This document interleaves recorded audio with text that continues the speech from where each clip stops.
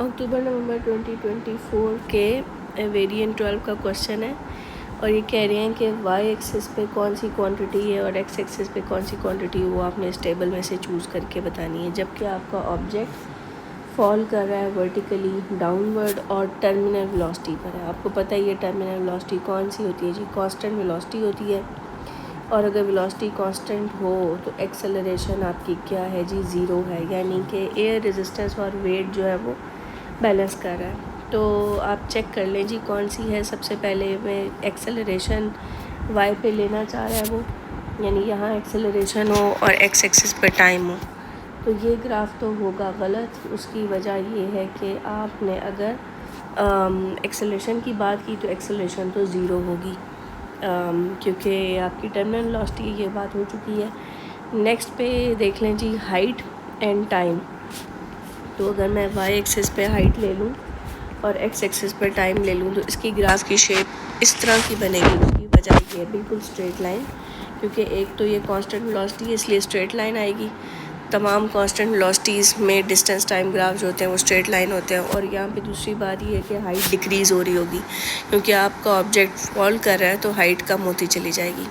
तो ये B option ही correct है। लेकिन हम ज़रा सी और डी को भी चेक कर लेते हैं। तो सी में अगर वो कहता है कि काइनेटिक एनर्जी आप वाई एक्सिस पे ले लें और डिस्टेंस मूव्ड यानी हाइट से फॉल कर रहा है ना वो, तो वो आप एक्स एक्सिस पे ले लें, तो तब उसकी शेप ज़रा हम चेक करते हैं कैसी बनेगी। इसके लिए मुझे देखना पड़ेगा कि decrease in GPE will be converted into increase in kinetic energy, यानी उसकी वजह से काइनेटिक आपकी बॉडी पहले एक्सेलरेट कर रही थी ज़ाहिर है। और फिर एक मसला ये है कि जब वो आ जाएगी कांस्टेंट स्पीड पे तो फिर आपकी इंक्रीज़ नहीं आ रही होगी काइनेटिक एनर्जी में। पहले इंक्रीज़ हुई है लेकिन जब वो टर्मिनल वेलोसिटी पे मूव कर रहा है फिर तो आपकी काइनेटिक एनर्जी में कोई चेंज नहीं आएगी। फिर बाकी जो है वो वर्क अगेंस्ट एयर रेजिस्टेंस है, तो सारे का सारा वर्क अगेंस्ट एयर रेजिस्टेंस में कन्वर्ट हो रहा होगा।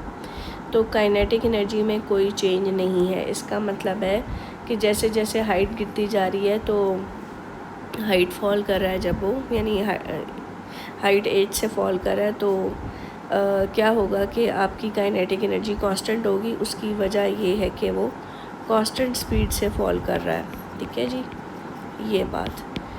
लास्ट पार्ट में डी है और उसमें भी वेलोसिटी डिस्टेंस ग्राफ है, तो फिर वही बात आ जाती है कि अगर वाई एक्सिस पे आपकी वेलोसिटी है और आप डिस्टेंस एच से फॉल कर रहे हैं तो फिर वंस अगेन आपकी वेलोसिटी कांस्टेंट होगी। तो ना ही इसमें डी है ऑप्शन ना सी है, तो ये बी पार्ट ही होगा।